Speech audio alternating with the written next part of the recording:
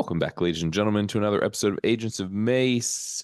To kind of recap what happened in episode 9 for X-Men 97, we had the team split into two groups. One group going to face Magneto, one group going to face Bastion. Quickly sort of backfired. They should have all stayed together, but, they didn't. So the X-Men that go face Magneto, we have Cyclops, uh, Wolverine. Oh no, I forgot their names. Nightcrawler, and A Nightcrawler. yeah, and and oh, no, Rogue's up there. Oh, and then Jubilee and Sunspot. Those are the other ones that go Yeah. up there. And meanwhile, the other team that's going to get Bastion, we have Morph, we have Forge, Storm, and Cable. Oh, and Beast. And with the team being split the way that it is, it seems like they, instead of putting all the heavy hitters together, they put a lot of the heavy hitters with the team that goes up to face Magneto, while there's only like one or two on the other team facing Bastion. And being split, both teams sort of fail at what they're doing. The team that's fighting Bastion very quickly gets overwhelmed because not only are they fighting Bastion, but also Mr. Sinister shows up and he hypnotizes Cable into being on their side. So the last thing we see there is Cable using his powers to potentially kill Jean Grey. We don't know. Meanwhile, the other team, they decide that they're going to, with the help of Charles, sort of like try to stop Magneto from what he's doing. And in this, Wolverine ends up stabbing him,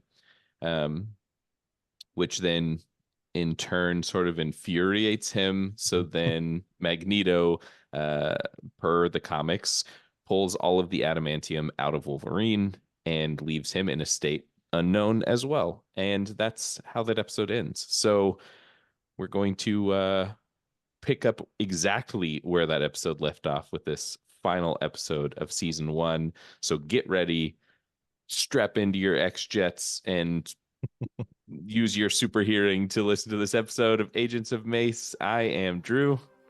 I'm Luke. I'm Elisa. And we are the Agents of Mace.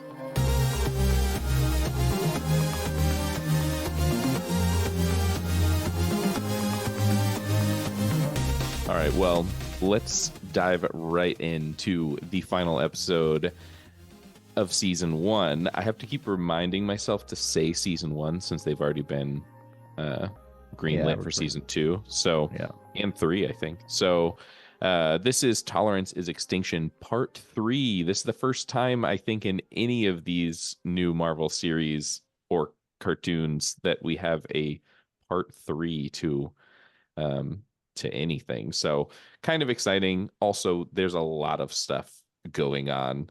And not just with our main group, but we also get to see a ton of other superheroes and superhero groups in this, which is kind of exciting. I'm wondering if this will expand to be some sort of Marvel animated universe, or again, if this stuff is going to tie into the greater MCU as more of like the Watcher, keeping an eye on all these other universes. So I guess we'll see. It's almost like they're trying to go up against Deadpool and Wolverine, because it's like there's supposed to be so many cameos in that. Sorry, I don't know if anyone heard that. An ad just all of a sudden popped up on my screen and started playing music. Oh no, we didn't. Okay, well then my ear was just like all of a sudden just so much music. I don't know how to prevent that from happening. Yeah, it's like I don't know if it's just a tease to that, because we're saying like Deadpool and Wolverine supposed to have all these cameos in it. And of course, if we do get Secret Wars, that's supposed to have like an insane amount of like superhero cameos. So I don't know if it's just a general tease towards that. Ideally, it would be very exciting if this is leading into like this bigger world of like upcoming animated series, which would be so much fun.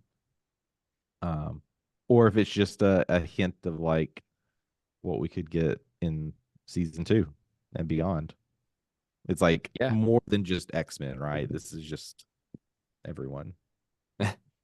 I think that well, I mean, we can talk a little bit about like implications towards the end of the episode, but I Yeah. definitely feel this leaning more towards maybe setting us up for live action X-Men in a way of like introducing them all, explaining things that they've done and been through without forcing you as a viewer to go back and watch, seasons and seasons and seasons of the original X-Men animated show. This is kind of a way to like refresh everyone's memory before we start getting to see these characters in a live action something. So who knows? Right. But to pick up where we last left off, we'll kind of do what we did last week, and we'll talk about like one group, and then we'll talk about the other group. Um, I think we start with Magneto's group because they are the biggest section slash chunk of this episode. Um, Magneto and Charles are stuck in like a comatose state, if you will, um, inside Magneto's mind. And it's weird because they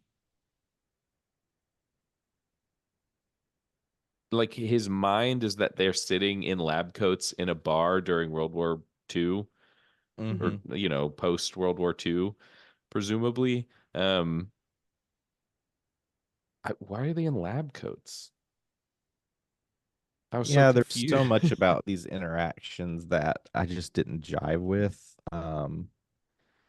I understand the point they were trying to come across, it's Hmm. like it's really just, Charles is trying to, you know, help Magneto really get back to the Magneto that he knows, like that he's become, right? He's just like Hmm. in this amnesia state.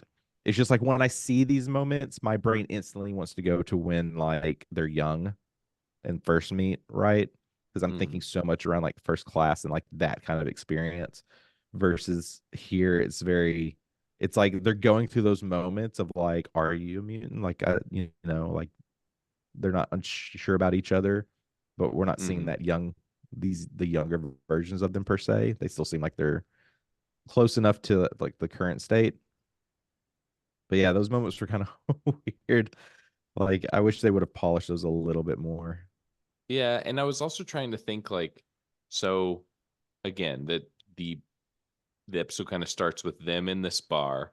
It's Mm-hmm. clearly like right after the end of World War II. And Magneto is a full adult with white hair. And I was Yeah. like, something is off here. Yeah. He wouldn't be that old. So it was strange that like that's where like that's the space that his mind has created. And then it sort of warps into less of a bar and more of like an office, Yeah. and there's like water, pressing up against the window. And through the episode, they're in this like turmoil in Magneto's mind of like trying to A, come back to the conscious world, but also B, like, I don't know, convince Magneto that war against everyone isn't the answer. Mm-hmm. Um, but then I don't know, it seems like it has the same path that Storm goes through to get her powers, which is like it Mm-hmm. seems like they're building it up, they're building it up. There's like this, oh my gosh, like Charles and Magneto are going to come to terms on like some sort of solid ground and understand each other. But instead of getting all the way to that point, it's just sort of like, yeah, we're friends and we're happy now. And they wake up and Magneto saves the day. Mm-hmm. And it was like, well, that seemed like you guys were building a lot more tension up that then you Mm-hmm. sort of ditched in the final hour. to just bring him back so that he could save the day. I think I wanted a little more there because it felt like a real, like their relationship is a real, not a toxic relationship, but like it's it seems like their relationship, it's either the glue that holds everything together or that's gonna break it all apart. Mhm. Yeah, It's it not just the seems same really good. it's not the same at all, but it reminds me a little bit of, if either one of y'all have watched Brooklyn Nine-Nine, Jake Peralta, Doug Judy. For every Yeah. time they get together, for like they wind up kind of being bros, but then they're reminded inevitably that they are enemies. Yeah, They're like, you can't keep doing this to me. Exactly. Yes, it's the same. Yeah, yes, those are both two very good ways to put their relationship. Oh So, my gosh, you got your how to music stop. again? I gotta figure out how to stop these ads because it's like all of a sudden this burst of audio just comes into my ear. I promise we can't hear them, but Yeah, they're probably you're good. annoying on your end. Yeah. Yeah. The bar scene where they're just like chilling inside Magneto's brain is probably at least part of how they actually did meet. That's kind of what I'm thinking. And so, like, since it's in his head and it's dreamlike and everything, he probably is mixing up things. They probably were much younger when they initially met, but they're seeing themselves the way that they are now. And of course, it's probably again kind of getting wires crossed. Like, why are they in lab coats? Were they working in some kind of lab, or was it something that happened later that he's muddling with this first meeting of theirs? Yeah, So it seems like in these moments, maybe Charles was like a younger version of himself versus Magneto, but it's almost like he's using these I can't remember the right word for it, but he's like trying to put in things that would spark like the memories to Magneto, like Right. remembering like how we met, when we met, where we met, the conversations we were having, like really understanding like the foundation of who you are. I think the other thing that keeps throwing me off is like I've always been used to, like from live action movies, like he just always addresses him as Eric versus Magnus. I had to So look that just up. I was like, what, who is Magnus? What is yeah, this? And it turns and out Magneto just has a ton of like aliases. And Yeah. I think yeah, Magnus might be a middle name or something. it's how he I was just addresses him. He's like, remember who you are. You're Eric Magnus. What's his last name? Starts with an L, but yeah, it's Lyncher? Lynch. Yeah, Yeah. it's just um It seems like one of those like comic book Lyncher. things, Yeah. right? Like if we Yeah. just call him Eric Lyncher, then it's fine and he can become Magneto.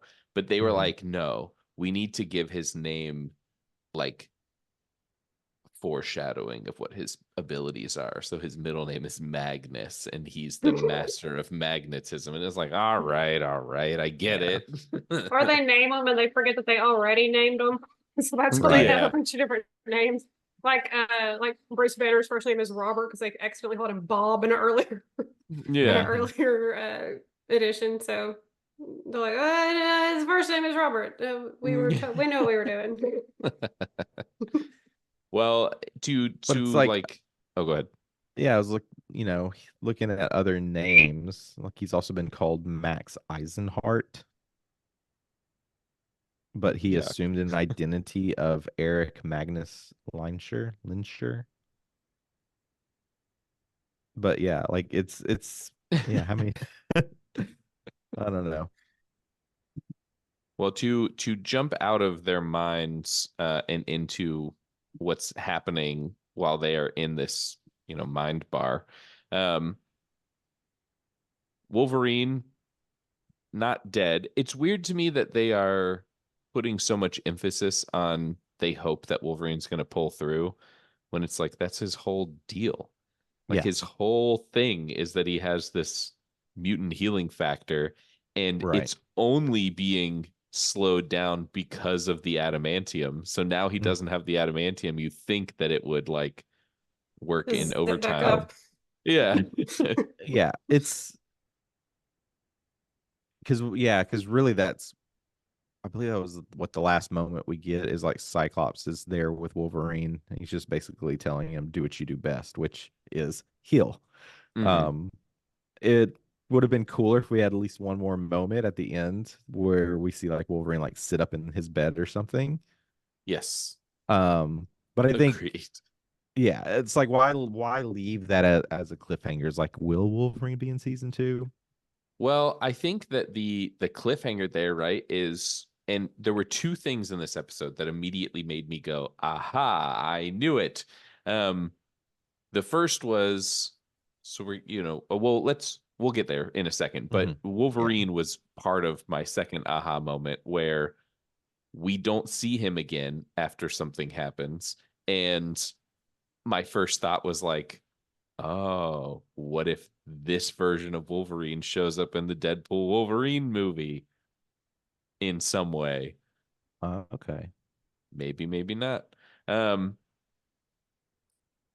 but with Wolverine, so like the two people that we don't really see again, Wolverine and classic see him once, never see him again Morph is sitting next to Wolverine.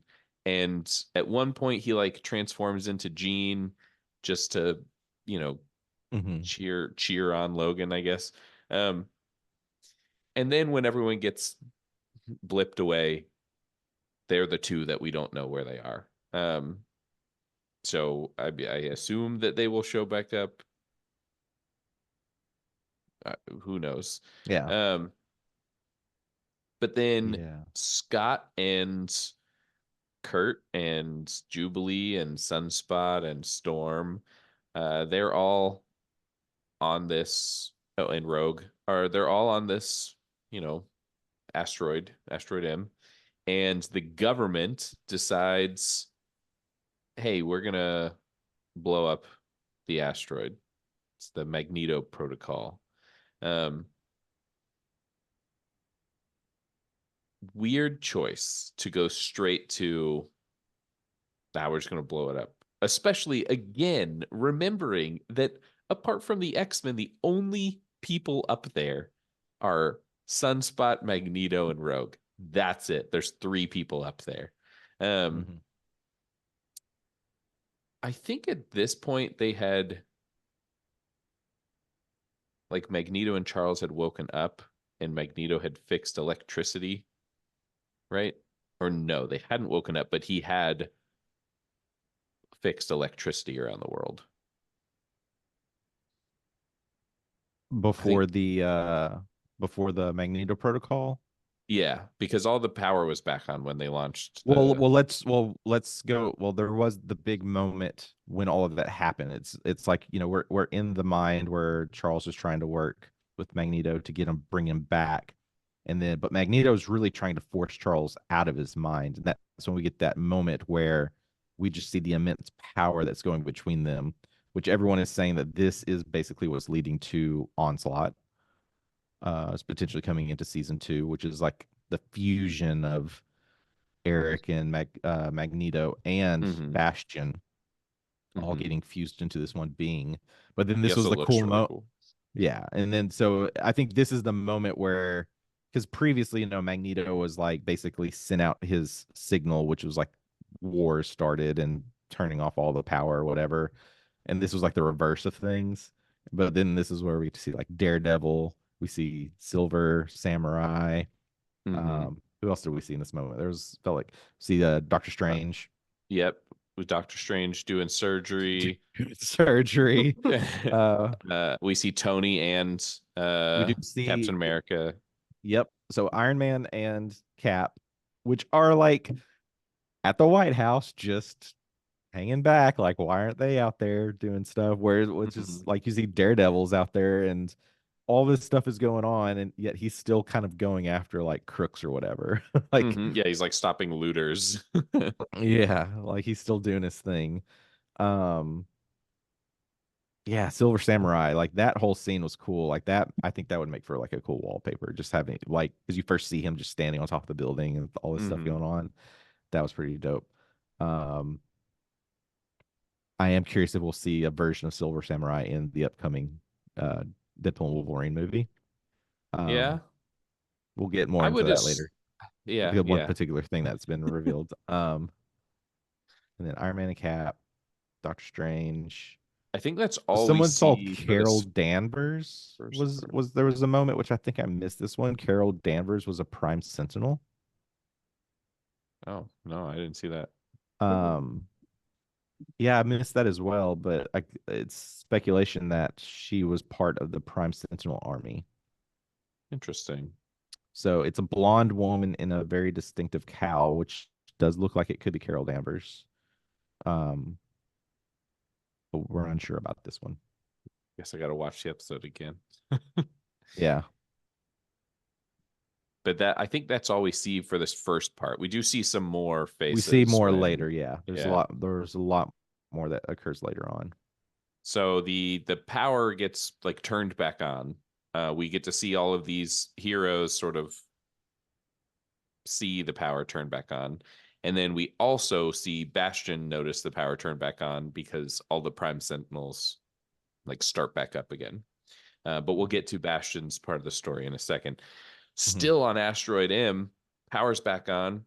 The president is like, you know what? We're going to blow up Asteroid M. So they shoot the missiles at Asteroid M. The missiles connect, but don't destroy the asteroid. Instead, they destroy the like anti-gravity machine, keeping it in orbit. So now this giant asteroid is like hurtling towards Earth. If it lands on Earth, it's going to create like an extinction level event. So all of the heroes on board are like, uh-oh, we got to stop this thing. There's like multiple moments where different people mention sacrificing themselves to like destroy the asteroid. Eventually, I guess sort of cooler heads prevail. In that Beast is like, no, I think if we all work together, we can like get the anti-gravity device working again. While they are working on that, finally Charles gets through to Xavier or to Magneto. They break out of the whatever they are under in the comatose state, and Magneto is able to use his powers combined with everyone else's powers to kickstart. I don't even know that he kickstarts the engine. It's more like he just levitates the asteroid back up into space. Right. Just basically stops it from what it was doing. Yeah. Wasn't there is a moment here where while the asteroid is falling, Sunspot rescues Jubilee, who has fallen out of the asteroid and is like hurtling through space or the atmosphere towards Earth. And Luke and I were talking about this before we started.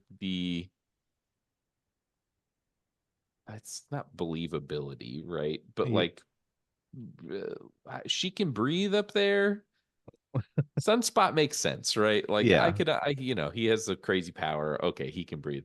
Jubilee's, how is she breathing in like the uppermost area of Earth's atmosphere outside of, Rogue? Okay, whatever.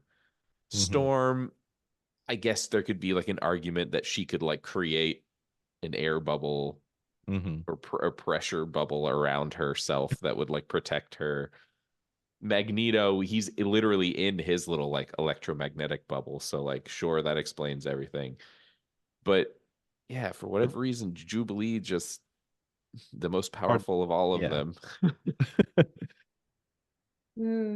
So like if Jubilee can both like breathe in space or almost space, maybe it's because since she has to shoot little fires and fireworks, she has a naturally high supply of oxygen because it has to use oxygen to combust. So she doesn't need to breathe as often as other people. Okay. I buy it. I mean, any answer is perfectly good for me. We were also talking about her glasses. At one point, her glasses get like a chunk taken out of them, but then she refuses to take them off and instead just slides them up and down on her face throughout the rest of the episode for effect, I guess. But they have like this giant chunk missing, and it just seems like what are they doing? Just take them off. Yeah. I mean, I would have done that when I was 15 too. I'd be like, it's cool now. Well, I found there is a Reddit thread where everyone is debating like, how are the X-Men breathing in space? And someone responds, Jubilee just trained her lungs over years of blowing bubble gum bubbles to be able to survive for 2 hours without oxygen. Yeah, that's a someone's really like, I good think answer. Sunspot and Ghibli or in Earth's atmosphere, and the blue side of the moon has breathable air. Not that it's a problem for Miss Marvel, though. Well, that's sort of like they raise asteroid M back up into the atmosphere, but just before it gets there, there is a glitch or a tear in the space-time whatever, and the asteroid blips out of existence and is gone. And that is, you know, barring what happens next, which we'll get to a little later, we'll jump back down to Bastion's side of this whole yeah. debacle. The Prime Sentinels all come back online. Bastion has captured everybody with his Sentinels, and Jean Grey is sinking deeper and deeper into this lake. Then, surprise, all the water in the lake forms the shape of a phoenix and evaporates, and the Phoenix Force is somehow back with Jean, bringing her back to life, maybe. And then she basically, like, it's really funny because kind of doesn't seem to care that much about Bastion in the moment. Yeah. And instead, uh, Mr. Sinister like floats up to her and is like, you can't, you know, you can't fool me. You're not more powerful just because you grandstanding over here. And then she just sticks her hand in his chest and like destroys all of the mutant DNA within him and leaves him in like a old man shape. I don't know. Yeah. Yeah. And then he just runs away. He like, and then yeah, that's it. And then he's gone. Yeah, and Some of nobody this cares. stuff, like I said, this episode, while there's some pretty cool stuff, it's heavily cheesy. Mm-hmm. It is super cheesy. And some of Yeah. these moments, I'm just like, why? So that's how he's defeated, and now he's gone. Defeated. Bastion, Air quotes. yeah. Bastion, takes this sort of as a challenge, and then I don't know, evolves. He like Doesn't he take Cable's arm? Yeah, he rips Cable's arm off.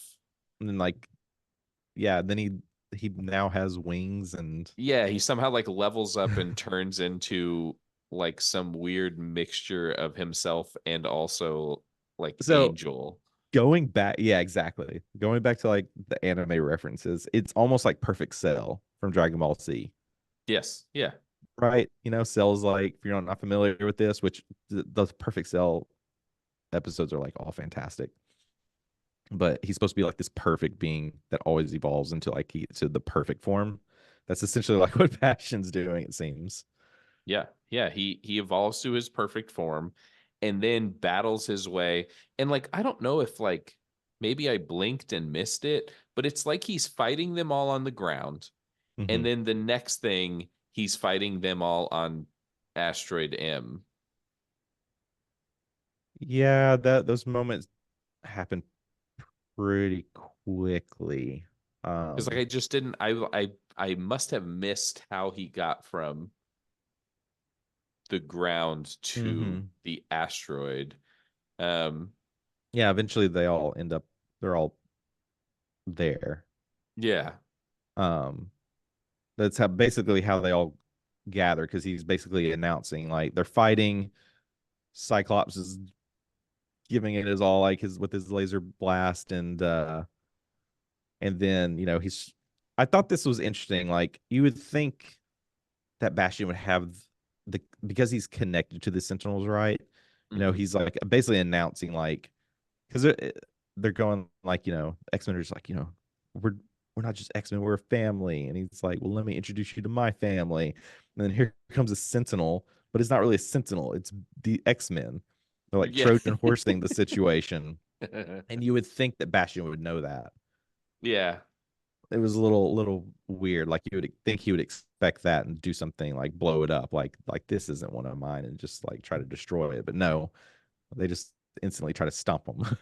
Yeah. Bastion's like final,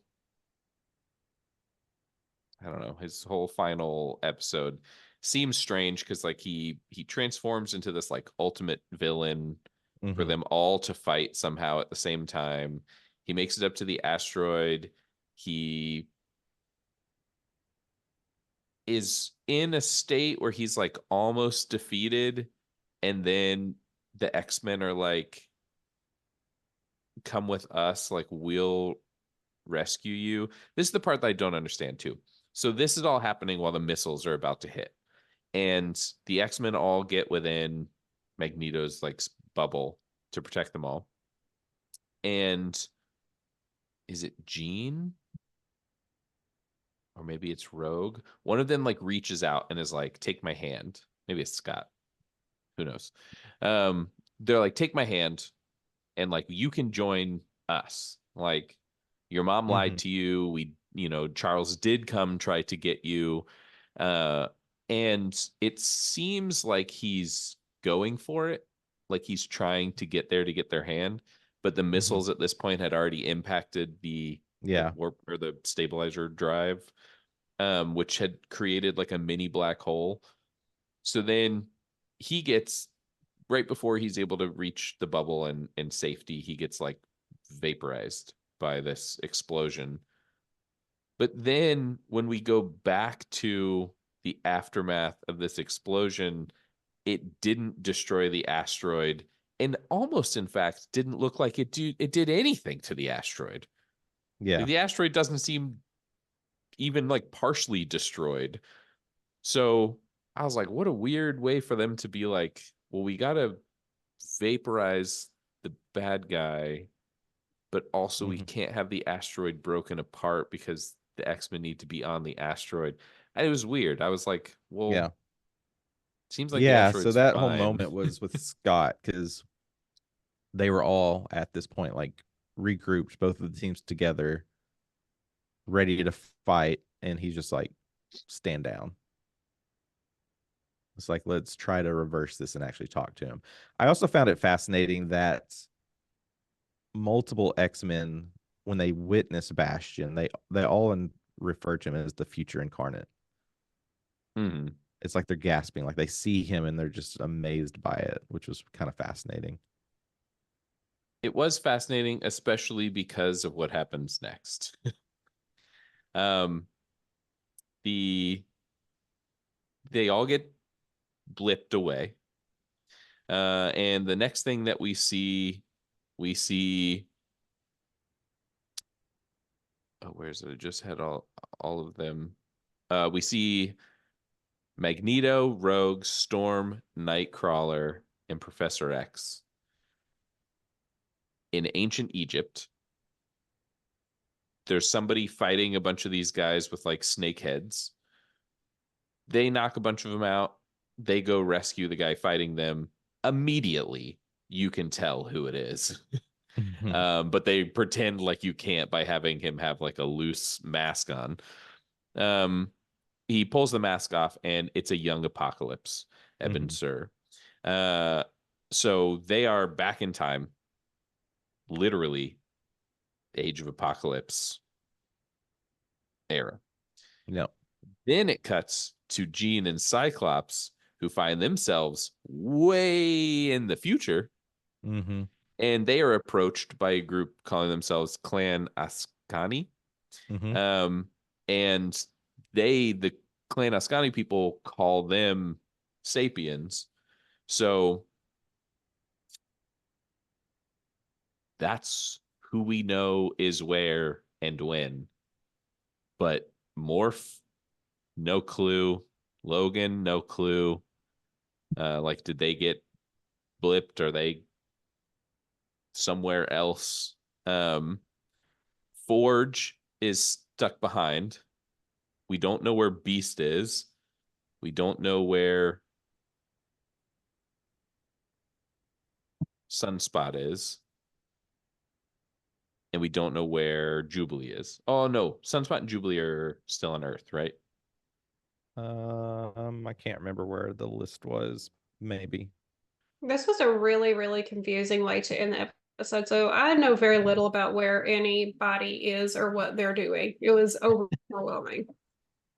Yeah, But definitely. also, like future Jean and Cyclops, like the clan has baby Cable. Right. Yeah, yeah. Yeah. That's right. They get It's to maybe possibly raise the baby Cable whenever they oh, didn't get to in the first place. it gets weirder. Mhm. It gets stranger. It's a separate comic series, but yeah, basically they get to raise their son. They basically change their names, but the person that we meet in this moment, the mother, Ascani, is actually their daughter, which is wild. Wild. It's just like it gets weird, right? Um yeah, so it's like all these timelines crisscrossing, and I'm curious what they're going to do with it. It's like it's one of these moments where yeah, this ties back into like the beginning, right? The whole beginning few episodes are like the struggle of like their relationship, like what's going on. you know Nathan gets this infection, has to go away, but now they're in this moment where they get to raise him. So it's like, will we see a different version of Cyclops from this, Mhm. or is this the Cyclops that we've been seeing? Because we know this is like this weird post-apocalyptic wasteland world. Is it Earth in the future? Like, is it in a whole nother universe of Earth? Like, yeah, this gets back into the multiverse and like, Right. where are they?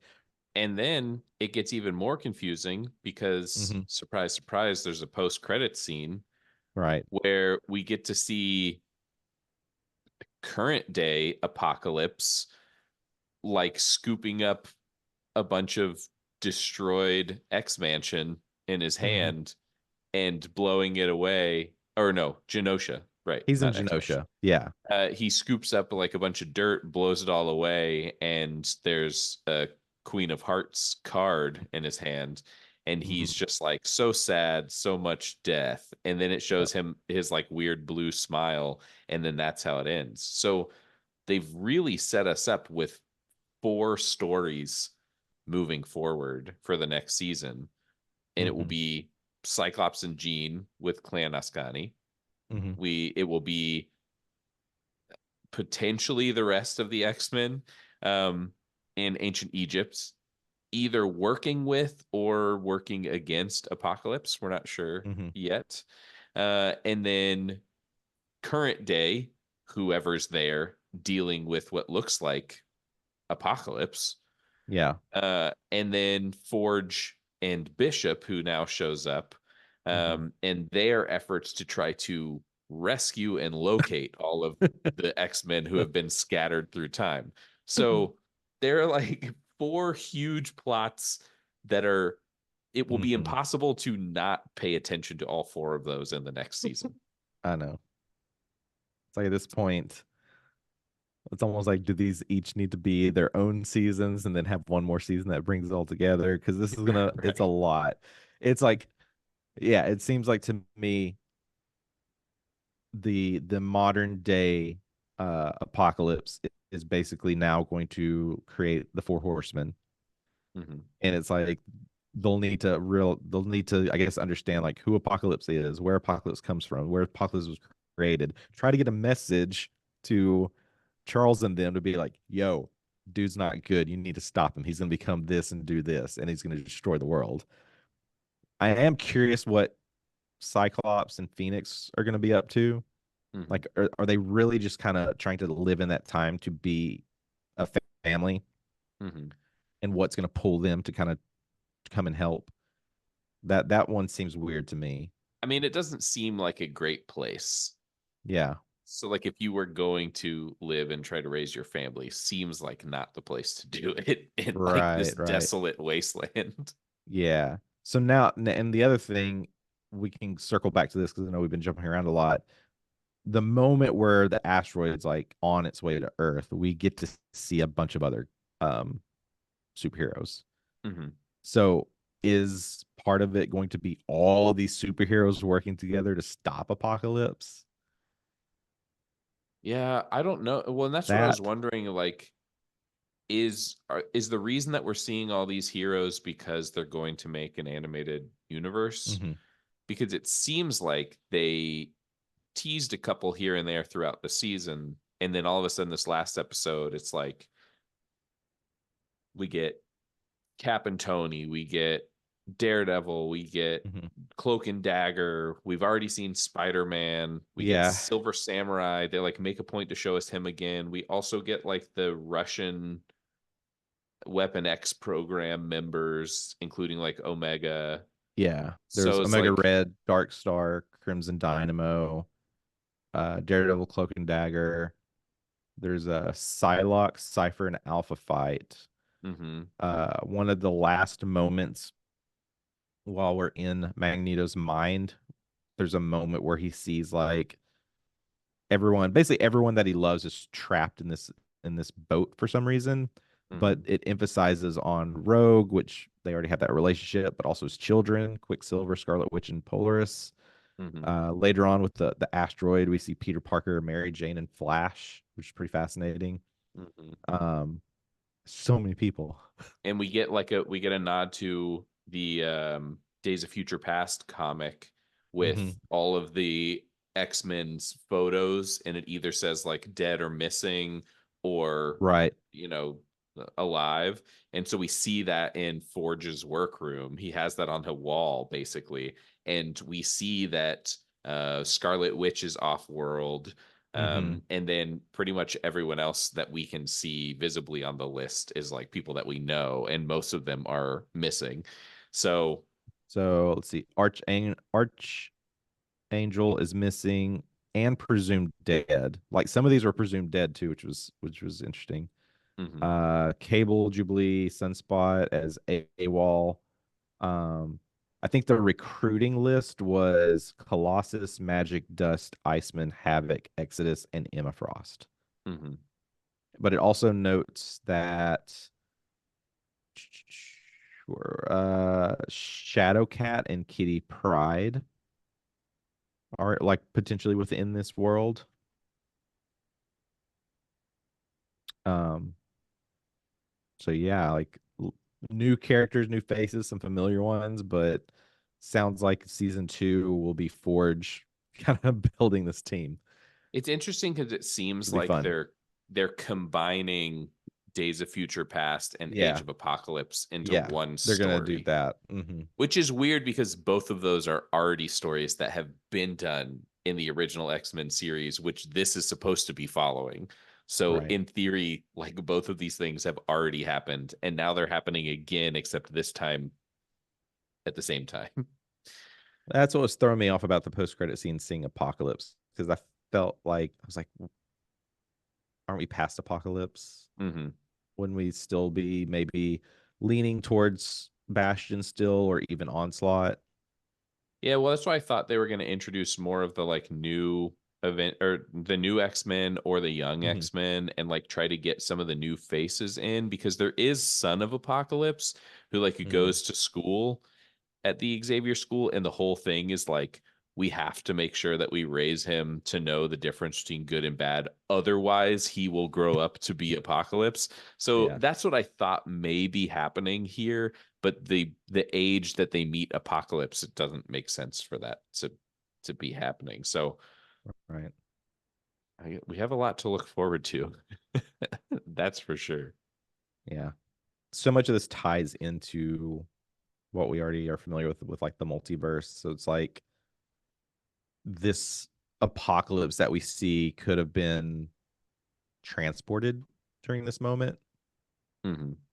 It could be from another universe. So who knows? Like a lot going on. Um, Well, I mean, I think overall, a wonderful series, especially if you like the old X-Men. It's very loyal to the original series, just the way that it's done. So if you enjoy the old series, definitely watch this.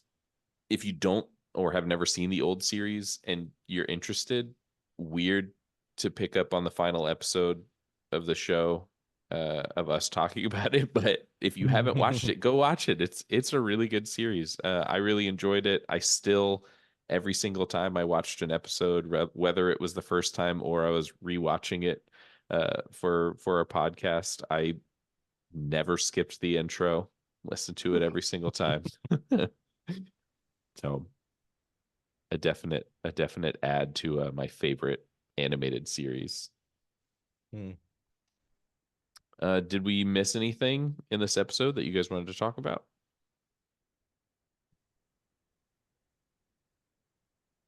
I feel like, at least from my perspective, yeah, I think we hit everything. Especially talking with like the ending, because opens up so many different storylines. Yeah, Right. the thing I was like most excited about was like they found Gambit's card. That means Gambit might be coming back next season. That'd be so cool. I miss Gambit. That was Which, yeah, I mean, that's still a possibility. I mean, he might be being resurrected as a monstrosity to serve Apocalypse. Sure, He yeah, could be that's back. fine. He could be one of the 4 horsemen. Yeah, that would be cool to bring him back. It would also be interesting to see maybe some new horsemen that aren't necessarily the horsemen we get in the comics, because I feel like we see those a lot. So it'd be cool to see maybe somebody new be one of the horsemen. Marvel, Disney, if you guys haven't already finished the 2nd season. Before we go, I did want to touch really quickly on Deadpool and Wolverine.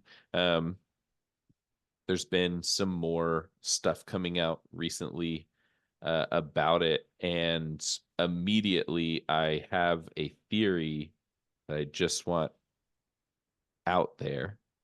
And it is that when they're jumping into the circle, the Doctor Strange sling ring circle, no way that's what's actually happening.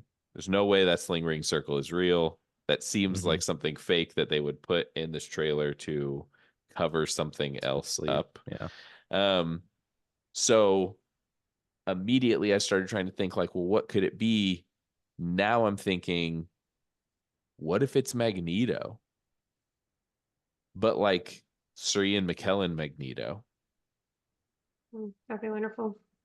Because we've already seen that they're bringing back like a lot of the villains from all of the live action X-Men. Isn't he in the hospital right now?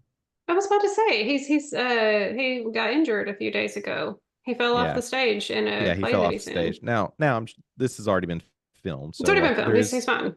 But... yeah, there is a good chance that now that it could be Magneto. If they are jumping through a ring, I don't think it'll be from Doctor Strange. I think they'll probably connect to Wong. Is my bet. And I would hate for them to do this. I don't see them doing this. Well, even Ryan said there won't be a post-credit or mid-credit scene. Now he's saying that. That means like there could be 2 or 3. We all have to sit. Yeah. Yeah. So it's like, would they put that as one of those of like, we need to send you here to do whatever? That's interesting. Yeah, well, I mainly thought it because I know that, Hugh Jackman has already said like he doesn't want to play Wolverine again. Then he came back for this. I highly doubt that he's going to come back and be Wolverine again after this.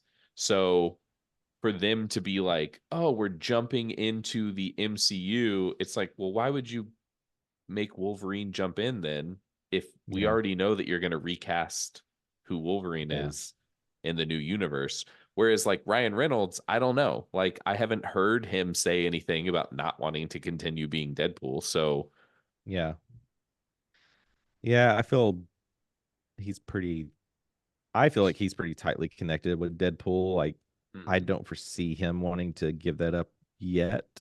So I could see him, like, if he thinks that this brings that story to an appropriate close, leaving it at that because he values the character so much. Right. I could see that. But I think that we'll get a ton of like cameos, and not just because we know there are, but also because for other like Marvel actors, this is an unmissable opportunity for them to get to use F-bombs on camera. Yeah. Right. They're like, Yeah, for sure. yes. So like the latest one is an appearance of what seems to be Blade, but it's Blade from the TV series, which I completely forgot they did. I don't know how many seasons it got, but now I kind of want to go back and watch it.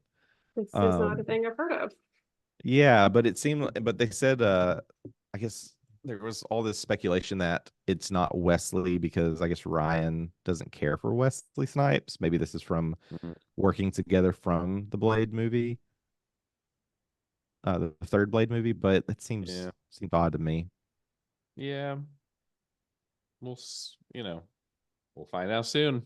Right around the corner. When's the release date? Is it July? Yeah. 25th. 26. 26. Which we'd probably get to watch it on the 25th.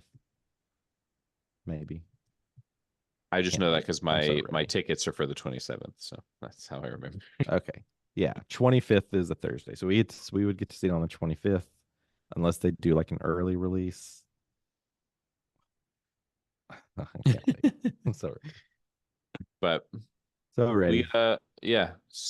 Definitely, thank you all for listening to our X-Men 97 watch through. Definitely continue to listen because we're about to continue our watch through of all of the X-Men live action universe to get us ready for Deadpool and Wolverine. So continue to listen each week. We'll be going through the rest of those X-Men movies, starting with the Wolverine, I believe is our next one. So that'll be next week. But question for last week. Elisa, I'm going to lean on you because I'm not at my work computer. Well, actually, we a little bit maybe halfway answered it because it was, do you think anything from this series will be in Deadpool and Wolverine? I think Wolverine might show up in Deadpool and Wolverine. I wouldn't be surprised, especially like with a vocal cameo from, like his name is Cal Dodd. Is that the name of that voice actor? I think so. Yeah, for the animated one. Yeah, it's an iconic voice. I would think that it would be cool for them to bring him into the movie in some way. Wolverine, or like have him play a bar or something that they that they meet along the way. Be really cool. I mean, I think this is the perfect movie for them to pull a multiverse of madness, like going through universes and just happening into the X-Men 97 universe. Just for a tie-in joke. That would be so wild. It's like they cast someone to be Forge or Bishop, and maybe this is really just sending Deadpool and Wolverine together to go collect the X-Men to bring them back to fight Apocalypse. It could happen. I think the question for this week will be, what was your favorite moment from this series? We'll keep it tied to X-Men 97. It can be, a storyline, it can be a character, it could be a funny, morph turned into Juggernaut. That was cool. So let us know your favorite moment from the entire series, X-Men 97 season 1, and we'll let you know ours next week.